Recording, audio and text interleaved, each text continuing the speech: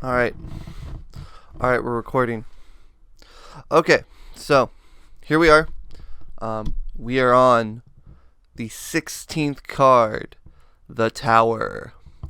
Now, I want to bring this up when I'm talking about the Tower card because it was really funny.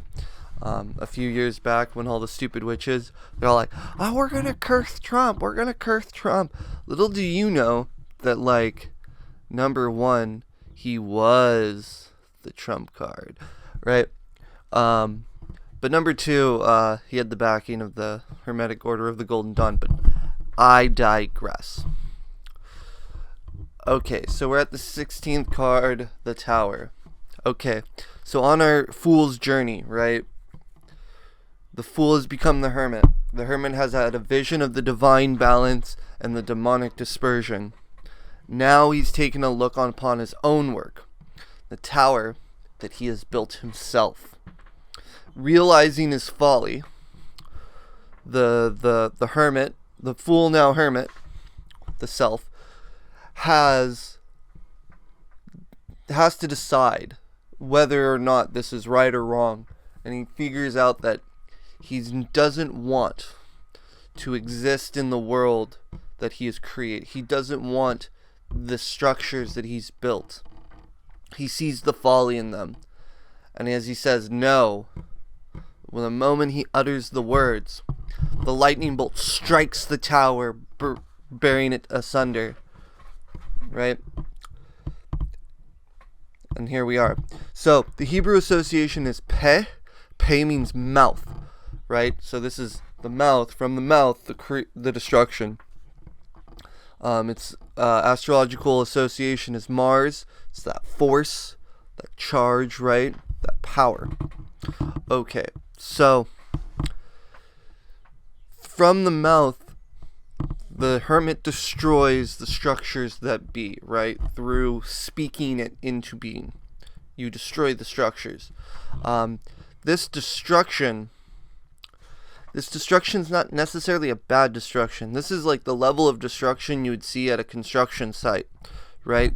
So you got the space before you start construction, before you build a building, and then you absolutely decimate that area, and it looks gross and disgusting. And it's like, ew, this is gross, right?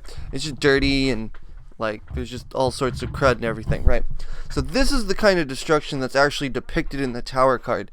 It's the creative destruction that one needs to utilize before they can start creating the things that they actually want. You have to destroy the things, the structures, mentally, emotionally, physically even.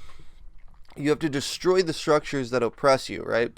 The things that you're unwilling to do. But these aren't like going and destroying somebody else's structure. This is about destroying your own thing, your own structure. This is the whole thing about the Hindu stories about the guy who has to build the house, and that's not good enough, so he has to build another house, and then he has to build another house, and then build another house, right? That's what this is about. This is about the ability to destroy so that you can create something better. All right. Again, far left on screen left, stage left. So we got the Thoth card. Again, I always bring up the Thoth card because it's the coolest deck in the deck. All right. So here you can see at the bottom the mouth blazing fire onto the structure. Right. Again, Hebrew letter Peh is the mouth. We got the tower coming down. We got geometric figures falling out. And again, I'm gonna bring this up because the symbolism of this card is the best ever, because the people are like these geometric figures, reminiscent of the geometric men of the air suit in the Minor Arcana. We're not there yet, but we'll get there, right? And so this is supposed to sort of depicts the idea that it's destroying of structures that ideas find refuge in. And you're not trying to kill people in this card, right? Even though it shows people jumping out of the tower. You know, it's supposed to symbolize the people's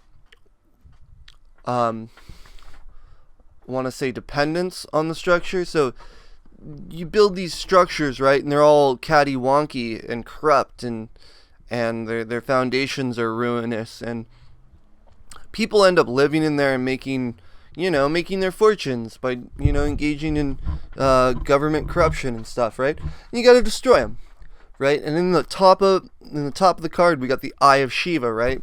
The eye that, when open, destroys the world.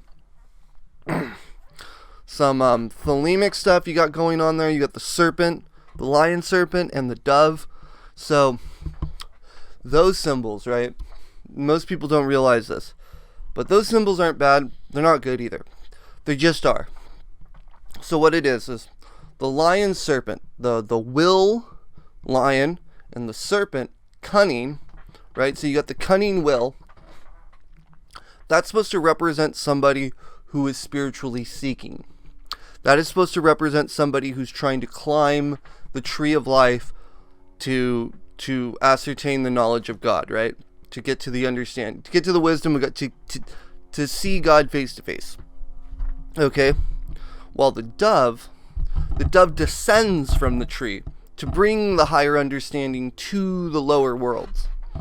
So, in a lot of Aleister Crowley's writings, he talks about there are serpents and then there's doves. You need to figure out which one you are, right? So the serpent is somebody who's trying to figure out the truth and climb the tree. Well, the dove is somebody who already has climbed the tree and is now trying to bring that understanding, that wisdom, that perspective to the lower worlds, to the lower people. So those are some of the symbolisms. You can see the lightning bolt. The lightning bolt that's usually in almost every depiction of the tower. Let's see if I can get it there. All right. Well, okay. So even the center card right there, you got the classic excuse me. You got the classic rendition, right? So you got a crown showing worldly power. So it's a structure of worldly power that's being struck by lightning, right? The lightning bolt is the power of God, that Martian force, right? But it gets a little bit more because the lightning bolt is a very important symbol in Kabbalah, right? And you have to understand how lightning bolt works. So the divine energy comes down the lightning bolt, down the tree of life. But if you know anything about how a lightning bolt actually functions, it starts to make way more sense how the spiritual bullshit works. So lightning bolt doesn't start in the sky, contrary to what everybody believes. Lightning bolts don't strike the ground. Lightning bolts strike the sky. So when a lightning bolt actually occurs, what happens is all the places around that could potentially be the lightning bolt where it strikes, right? They all reach into the sky with their own little fucking light tendril, their own ionic tendril. The fastest ionic tendril to get to the midway point is where the lightning strikes. So this, in spiritual terms, the first person to Tiphereth gets the God energy. They're the one who strike the current, who complete the arc. There's a reason why God makes an ark of a covenant, is because it's electric, right? It's not just a bow, it's an arc, it's an electric arc, and it strikes. So that's the card. That's the tower. It's about the destruction of the structures we've created for ourselves that no longer suit our actual aim and purpose.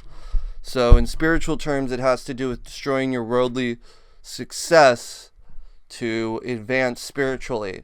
In worldly terms, it's the destruction of your world, which is why it's bad, but it's also good. It's good because it is the creative destruction necessary to facilitate the actual greater work. All right, that's the tower card. If anyone has anything to add, I'm all ears. Again, Like, unlike most magic people, I understand that I don't have all the answers. But I have some of the answers. But if you have some of the answers, don't hesitate to leave a comment below. Like if you like it if you don't. Share it if you can, subscribe. Come on, help me out. I'm trying to help you out, give you all the keys to occultism. Help me out on the algorithm. Alright, that's me. Late.